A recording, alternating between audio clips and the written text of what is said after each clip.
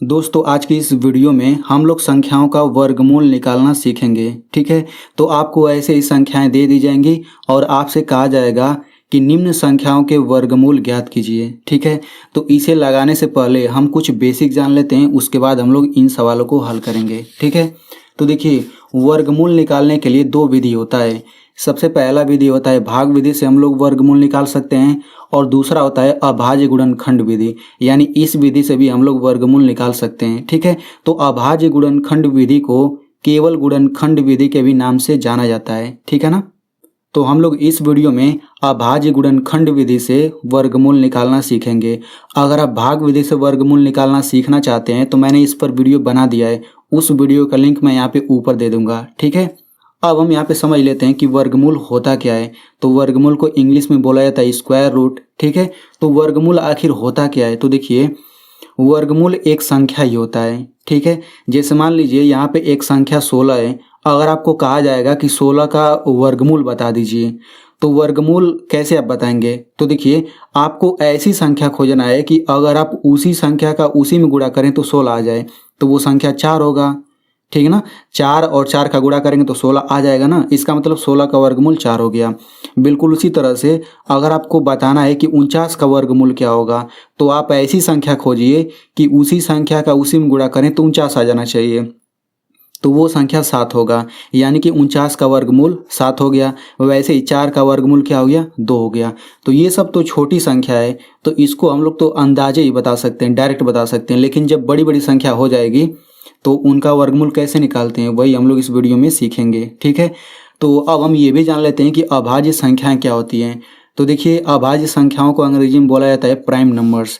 तो अभाज्य संख्या क्या होता है, ऐसी संख्या जो किसी से नहीं कटती है उसको अभाज्य संख्या बोलते हैं। तो ये सभी अभाज्य संख्याएं हैं। सबसे छोटी अभाज्य संख्या 2 होती है, उसके बाद 3 अभाज्य संख्या होता है, 5 भी अभाज्य संख्या होता है। ठीक है, तो ये सभी अभाज्य संख्याएं हैं, तो आपको इन सभी को याद कर लेना है। थोड़ा 4 या 5 संख्या तो याद ही होना चाहिए।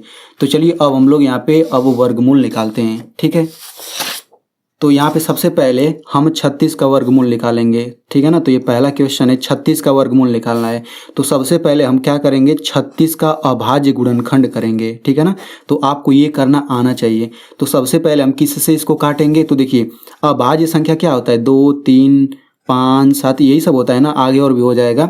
तो सबसे पहले हम अभाज्य संख्याओं से इसको काट सकते हैं। तो सबसे पहले 2 से काटेंगे, तो देखिए 2 से कट जाएगा, तो 2 से इसमें भाग लगाइए, 2 एकम 2। अब यहाँ पे देखिए 3 है तो 1 बच जाएगा, तो ये 16 हो गया, तो 2 8 16। फिर 2 से कटेगा तो 2 9 18। अब ये 2 से नहीं कटेगा तो किससे काटेंगे, 3 से काटेंगे, तो ये हो जाएगा 3 3 9 और फिर 3 से कटेगा, 3 एकम 3। ठीक है, तो आपको केवल इन्हीं संख्याओं से काटना है। 36 तो 4 से भी कट जाएगा, लेकिन आपको केवल इन्हीं सभी से काटना ही है। ठीक है, अब हम क्या करेंगे, यहाँ पे 36 लिखेंगे, फिर यहाँ पे बराबर लगाएंगे। अब क्या करेंगे, इन्हीं सभी संख्याओं को लिख लेंगे, 2 2 3 3, तो ये हो जाएगा 2 2 3 3, बीच में गुणा लगा दीजिए। इस तरह लिखने का मतलब यही होता है कि अगर हम इन सभी का गुणा करें तो 36 ही आ जाएगा। देखिए 2 दूना 4 3 12 12 3 36। ठीक है, अब इतना लिखने के बाद हम क्या करेंगे, तो देखिए ध्यान से समझिएगा, चूंकि वर्गमूल निकालना है ना, तो हम क्या करेंगे, एक ही संख्या को देखेंगे, अगर 2 बार आया है तो उस पर निशान लगा देंगे, लकीर खींच देंगे। तो देखिए एक ही संख्या 2 बार आया है तो लकीर खींच दिया, यहाँ पर एक ही संख्या 3 3 2 बार आया है तो लकीर खींच देंगे। ठीक है, इतना कर लेने के बाद अब हम क्या करेंगे, तो देखिए ये हो गया 36। वर्गमूल का चिन्ह ये होता है, देखिए ये वर्गमूल का चिन्ह होता है। ठीक है, तो 36 का वर्गमूल बताना है तो हम लोग इस तरह से लिख देंगे, यानी कि 36 का वर्गमूल इसको पढ़ेंगे, इसके बराबर लिख देंगे क्या। अब यहाँ पे क्या 2 2 बार आया है, तो इन लकीर वाले में से केवल एक संख्या उठा लीजिए, फिर गुणा लिखिए, इनमें से कोई एक ले लीजिए, तो 1 3 हो गया। अब गुणा कर लीजिए, 2 3 6, यानी कि 36 का वर्गमूल कितना आ गया, 6। तो बिल्कुल यही तरीका है, यही गुणनखंड विधि से हमने वर्गमूल निकाल लिया। चलिए अब हम लोग इस दूसरे वाले क्वेश्चन को हल करते हैं। ठीक है, तो दूसरा क्वेश्चन क्या है, इस 900 का वर्गमूल निकालना है। तो सबसे पहले क्या करेंगे, 900 का हम अभाज्य गुणनखंड करेंगे। तो किससे काटेंगे, 2 से काटेंगे, 3 से काटेंगे, मतलब अभाज्य संख्याओं से ही काटना है हमें। ठीक ना, तो सबसे पहले 2 से काटिए, तो देखिए 2 चौक 8 होता है और यहाँ पे 8 1 9, 1 बच जाएगा। अब ये दोनों ले लीजिए, 10 हो गया, तो 2 5 10, यहाँ पे 0 बचेगा, 0 लिख लीजिए। फिर 2 से कटेगा, 2 दूनी 4 और यहाँ पे 2 दूनी 4, 4 1 5 होता है, ये 10 हो गया, 2 5 10।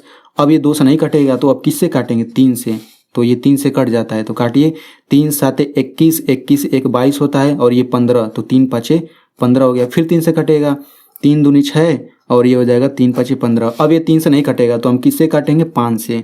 देखिए अगर आपको ये करना नहीं आता होगा तो मैंने इस पर एकदम डिटेल में एक वीडियो बनाया है, अगर आप वो वीडियो देख लेंगे तो ये आपको अच्छे से करना आ जाएगा। तो उस वीडियो का लिंक मैं यहाँ पे ऊपर दे दूंगा, अगर आपको आता है तब तो अच्छी बात है।